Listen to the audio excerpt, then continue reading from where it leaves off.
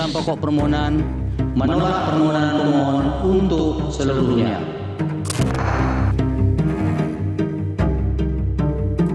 Demikian, menurut Mahkamah tidak terdapat persoalan atau permasalahan dalam keterpenuhan syarat tersebut bagi Gibran Rakabuming Raka selaku calon wakil presiden. Jadi permohonan kedua pemohon untuk mendiskualifikasi baik Prabowo Gibran dua-duanya ataupun hanya Gibran saja itu ditolak oleh Mahkamah Konstitusi. Itu yang harus diingat betul ya. Jadi pencalonan Pak Gibran itu sah.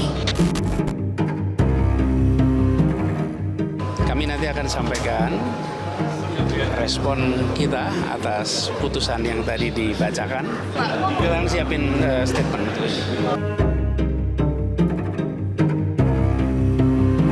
Saya menghormati keputusan para hakim, suka tidak suka, mau tidak mau harus diterima hasil akhir ini. Lembaga yang telah diberikan kewenangan untuk menyelesaikan pemilu seperti Bawaslu, Gakumdu harus melaksanakan kewenangannya secara optimal demi menghasilkan pemilu yang jujur dan adil serta berintegritas. Selain itu, lembaga politik seperti DPR tidak boleh lepas tangan.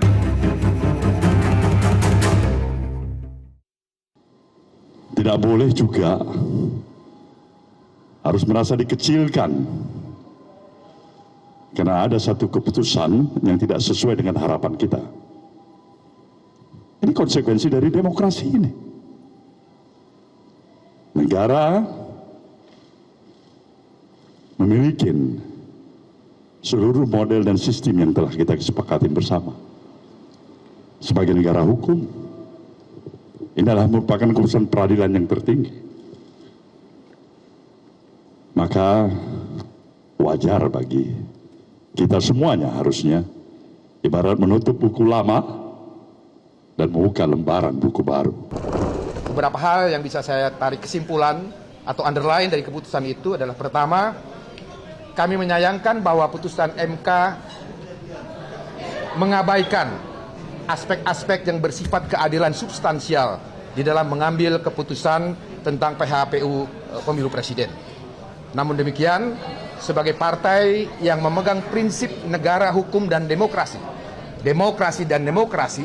di mana konstitusi memberikan wewenang kepada Mahkamah Konstitusi yang putusannya bersifat final and binding, pertama dan mengikat, maka sebagai konsekuensi PDI Perjuangan menjunjung tinggi prinsip negara hukum dan demokrasi itu, PDI Perjuangan menerima putusan Mahkamah Konstitusi itu dengan catatan.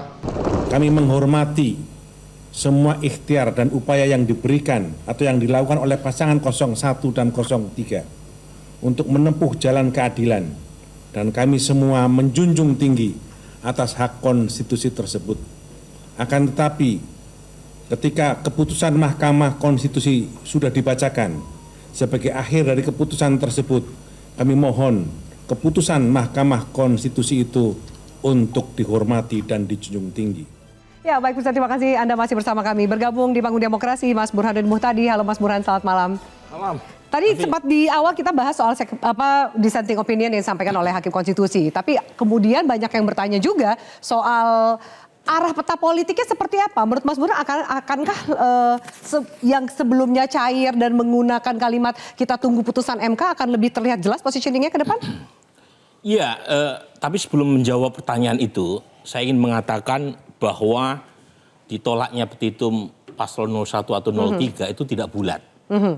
Dan dalam sejarah ini kali pertama sejak PHPU diajukan 2004. 2004? Kemudian 2009, 2014, 2019, baru kali ini ya Hakim MK mengambil keputusan yang lonjong. Artinya 3 dari 8 mengeluarkan dissenting opinion, itu satu pesan yang keras yang harus menjadi pembelajaran buat kita ke depan. Termasuk perbaikan-perbaikan, terutama berkaitan dengan bagaimana mekanisme incumbent insentif itu dijalankan.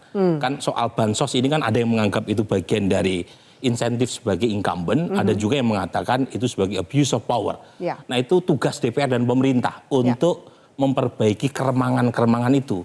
Ini pembelajaran baik ya, karena 3 dari 8 itu bukan angka yang kecil. Ya. Kalau misalnya Pak Soehartoyo sikapnya sama dengan waktu mengambil keputusan terkait dengan putusan nomor 90, itu bisa berubah itu. Bisa jadi malah posisinya berbalik. Ya. Setahu saya ya mungkin Bung dengan Zainal posisi yang bisa menjawabnya. 8 hakim konstitusi mungkin kalau situasinya akan berbeda. 4-4 kan lihat hakim ketua kemana? Keputusan kan akan dikembalikan, akan ditentukan oleh sikap ketua MK kan, Pak Soehartoyo. Cuma Pak Soehartoyo kan mengambil sikap kali ini menolak dengan tegas tanpa mengeluarkan dissenting opinion sama sekali. Nah itu, tetapi saya setuju dengan Pak Mahfud MD mengikuti kaidah usul fiqh, sikap hakim itu mengatasi perbedaan.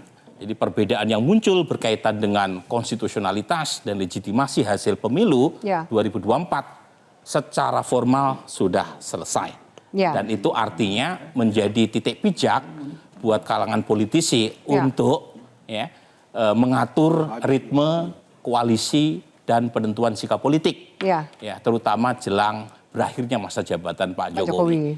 Dan itu sudah terlihat, Afi ya, dari elit partai politik yang mengeluarkan sikap politik hari ini kan, misalnya dari Bang Surya dengan kata-kata yang menutup buku atau lembaran lama dan menghadirkan chapter baru dalam politik ke depan. Itu kalau bahasa politiknya mudah sekali untuk ditafsirkan. Yaitu Bang Surya Paloh atau Nasdem membuka opsi untuk bergabung dalam koalisi pemerintahan Prabowo Subianto. Bagaimana dengan PDIP? Bagaimana dengan PDIP? Bagaimana Mas Burhan tadi mendengar statement dari Mas Hasto atau Mas Ahmad Basara? Untuk PDI Perjuangan menurut saya masih mixed signal. Satu sisi ada faksi yang terlihat masih keras menyikapi terkait dengan legitimasi hasil pemilu 2024. Bahkan setelah MK mengambil keputusan, yang paling keras tentu saja adalah Mas Hasto Kristianto, Sekjen PDI Perjuangan, yang nyaris setiap hari memproduksi statement yang attacking terutama bukan kepada bosnya Bung Andre Rosiade, tetapi kepada keluarga besar Pak Jokowi. Nah, tapi ada faksi lain seperti Mbak Puan yang menurut saya mengirimkan sinyal yang lebih akomodatif ya. Jadi ada dua strategi, ada strategi konfliktual, ada strategi konsensual. Mbak Puan lebih memilih untuk strategi yang kedua. Dan menurut saya apa yang akan kita lihat ke depan terkait dengan sikap PDI Perjuangan itu tergantung oleh satu, jadi atau tidak hak angket. Karena hak angket ini kan sebenarnya... Menurut Mas Burhan jadi atau tidak? Karena dari PKS tadi mengatakan mungkin akan didorong di DPR hak angket itu dari teman-teman di PKS. Tapi omon-omon kalau kata Mas Andre gitu. Memang sudah lama ya hak angket itu disuarakan. Tetapi sejauh ini masih omon-omon. Masih belum terbukti kenyataannya. Dan itu sangat kita tunggu. Karena sebenarnya sudah disindir tuh dari Hakim MK. Prof. Saldi Isra misalnya menyebut jangan jadikan MK seperti keranjang sampah, jangan semua persoalan dikembalikan kepada MK. Jadi DPR pun punya tugas untuk memperbaiki sekaligus ini tadi hal-hal yang terkait dengan kekurangan Pilpres diperbaiki termasuk melalui jalur politik. Dan jalur politik itu adalah DPR kan. Nah pertanyaannya seberapa besar komitmen dari partai-partai yang sebelumnya mengeluarkan narasi hak angket untuk melanjutkan pada etape atau tahapan yang lebih serius. Nah per hari ini saya belum melihat keseriusan itu. Belum melihat? Belum. Bagaimana Mas Pipin bahwa kemudian dari PDIP sempat mengatakan dulu yang mempelopori adalah PDIP, tapi sepertinya kan berlalu saja gitu. Apakah tetap serius akan didorong oleh PKS? Ya pasca putusan MK yang menunjukkan ada 3 hakim MK yang menyampaikan dissenting opinion, berarti di situ ada celah, ada dasar hukum yang bisa kita ajukan di hak angket nanti. Jadi bagi kami memang tadi bukan persoalan kalah menang, tapi apa pelajaran penting setelah ini? Jangan sampai ini berulang. Jadi pelajaran penting dari Pilpres saat ini adalah apakah kita mau melanjutkan tradisi politisasi bansos yang KPK mempersoalkan. MK juga keputusan MK secara bulat 8 hakim itu juga memberikan catatan terhadap putusan MK. Bedanya 3 hakim memang memberikan catatan lebih serius bahwa ini berdampak kepada elektoral dan semuanya mengatakan bahwa ini tidak boleh terjadi pada pilkada besok yang dalam waktu dekat. Jadi maksud kami adalah bahwa ketika kita mengajukan hak angket, salah satu fungsi pengawasan yang dimiliki oleh Dewan memang tentu nanti berhadapannya dengan mayoritas pendukung pemerintah. Apakah memang ini akan diterima atau tidak? Bagi kami dari PKS, kami adalah sampai saat ini oposisi, maka hak angket ini tentu akan kita perjuangkan sebagai bentuk pertanggungjawaban kepada publik bahwa kita ingin menyelesaikan, dan perbaikan negara ini bukan selesai dari satu pemilu ke pemilu. Tetapi kita ingin terus agar apa? Rakyat merasakan bahwa efek dari pemilu jangan sampai terjadi defisit demokrasi. Di mana dana begitu keluar besar, tetapi kemudian deal-deal itu menyebabkan apa? Kepentingan publik terlewatkan. Apa yang terjadi saat ini? Begitu harga-harga menaik, kemudian terjadi telur, beras kemudian mahal pasca terjadi bansos dan sebagainya. Jadi maksud saya adalah pokoknya bagi PKS kita akan tetap mengawal. Betul. Bagaimanapun kita ingin kita boleh bersatu. Buang-buang waktu ini penjelasan yang dilakukan. Tetapi tetap kita harus dia serius dengan hak angket atau PDIP, secepatnya, karena hak angket itu dalam rangka mengontrol apa-apa yang dilakukan oleh pemerintah. Sementara pemilu itu dilaksanakan oleh lembaga institusi independen namanya KPU. Yang kedua, kalau Mahkamah Konstitusi memutuskan bahwa tidak ada hubungan kausalitas antara bansos dengan pemilih Prabowo Gibran, terus apalagi kau berpendapat? Itu kenapa tidak move on itu loh? Menurut Bang Abalin, hak angket ini nggak akan memberikan itu keputusan. Itu keputusan MK, Mahkamah Konstitusi. Tapi saya ingin kenapa nggak move on? Saya ingin mengkoreksi sedikit apa yang disampaikan oleh Bung Abalin tadi bahwa cawe-cawe presiden tidak terbukti. Itu sama sekali tidak betul. Nah, masalahnya apakah terbukti tapi tidak bisa menjadi pertimbangan dalam putusan hukum, itu tadi saya ingin mengutip Ridwan Mansur. Ridwan Mansur ini bukan bagian dari 3 dissenting opinion. Beliau mengatakan ini terkait dengan cawe-cawe presiden. Endorsement atau pelekatan citra diri demikian sebagai bagian dari teknik komunikasi persuasif potensial menjadi masalah etika manakala dilakukan oleh seorang presiden yang notabene dirinya mewakili entitas negara. Dengerin dulu.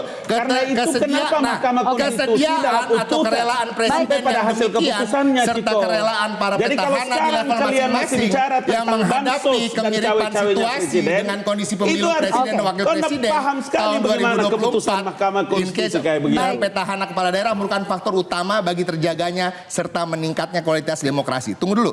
Namun Ridwan menekankan bahwa kerelaan adalah wilayah moralitas dan wilayah jadi etika. PDIP masih maupun fatsun. Sehingga posisi yang berlawanan tidak dapat dikenakan sanksi hukum. Tapi itu tadi dijelaskan bahwa terjadi cawe-cawe, terjadi keberpihakan, ketidaknetralan presiden, tapi kembali lagi Ridwan menekankan bahwa kerelaan adalah wilayah moralitas dan etika. Silakan kita artikan sendiri. Bang Margarito melihatnya seperti apa ya? Urusan hak angket, ada yang bilang ini belum move on, ada yang bilang ini perbaikan. Bagaimana melihatnya? Saya kasih gambaran gini. Saya ini ketua tim kampanye daerah Provinsi Sumatera Barat. Dari awal, sejak Pak Prabowo bersama Mas Gibran itu tertinggal jauh dibandingkan Burhan. Ini kan pakar survei nih. Dari awal sejak Pak Prabowo bersama Mas Gibran, itu Pak Prabowo posisi jauh tertinggal dibandingkan Mas Anies di Sumatera Barat. Bahkan diprediksi sama teman-teman PKS ini, Pak Prabowo itu paling dapat 10%. Bahkan menang 87-90%. Katanya Anies nih. Ya, berbagai lembaga survei pun mengisyaratkan Prabowo akan kalah telak di Sumatera Barat. Logikanya, V, kalau Prabowo bakal kalah telak di Sumatera harusnya bansos dibanjiri, apa yang tuduhan-tuduhan cawe-cawe presiden itu ada dong di Sumatera Barat. Yang ada apa? Andre Rosiade dan kader Partai Gerindra bekerja keras meyakinkan masyarakat Sumatera. Bukan ada institusi negara, bukan ada bansos gitu loh. Jadi mari kita yang ada bahkan benar, Afi, yang ada malah Gubernur Sumatera Barat secara aktif berkampanye menjelekkan Pak Prabowo di kampanyenya Anies gitu loh. Oke, balik lagi soal angket loh. Bahkan seperti saya nih, saya di kampung saya dibilang kafir. dibilang pengkhianat ulama, pengkhianat umat karena membela pasangan Prabowo dan Gibran. Balik lagi soal hak angket gimana? Gimana Gerindra melihatnya? Ini PKS serius, PDIP juga akan mengambil langkah. Afi, sekali lagi saya meyakini ya setelah tanggal 24 besok KPU menyerahkan surat penetapan kepada Pak Prabowo dan Mas Gibran, insya Allah banyak cium tangan. akan ada pertemuan-pertemuan terbuka partai politik 01 dan 03 bertemu Pak Prabowo. Oke, Anda mau menambahkan Mas Pipin? Ya, yang disampaikan Bang Andre kan merasa bahwa tidak dibuktikan oleh survei. Survei 62%. Orang yang penerima bansos memilih 02 kok. Survei ya. Jadi kita nggak bisa ngomong satu. Litbang Kompas. Survei mana? Orang di dalam persidangan MK ini tunggu dulu. Di dalam persidangan, di dalam persidangan, Litbang Kompas. 3 orang ahli survei yang menyampaikan kepada publik terkait dengan apa? Tunggu dulu, saya kasih tahu. Saya kasih tahu dulu, Bin. Mereka menjelaskan tentang kalau bansos itu ada hubungannya dengan pemilih. Jadi silakan. Oke, ini masing-masing punya survei nih. Oke, itu kan seperti Aceh dan Padang. Kalau LSI. Oke, thank you Mas Burhan. Silakan lanjut Mas Pipin. Yang disampaikan oleh Bang Ngabalin bahwa selesai masalah bansos. Kalau putusan MK-nya bulat, mungkin bisa bilang seperti itu. Tapi ada 3 hakim MK yang dissenting opinion mempersoalkan tentang soal bansos itu. Jadi sebetulnya menurut saya, marilah kita belajar bahwa memang persoalan itu ada, kita harus terima. Jadi jangan sampai kita semuanya diminta untuk menutup mata. Pasca putusan MK ini, semua sudah kalau selesai. Dikatakan tidak ini ada belum move on, persoalan. Anda setuju nggak? Ya, bukan di situ poinnya. Poin di sini adalah yang penting kita bagaimana kita belajar, bagaimana ke depan kita harus perbaiki, bagaimana ke depan tidak terulang kembali. MK sudah menyampaikan itu. Kemudian DPR memang salah satu ditugaskan untuk memperbaiki itu. Tahan di situ Mas Pipin, kita harus jeda. Nanti kita lanjutkan pembahasan soal di DPR juga langkah-langkah PTN. Apa kemudian itu efektif untuk melakukan perbaikan, termasuk juga bargain politik ke depan. Usai jeda, tetaplah bersama kami.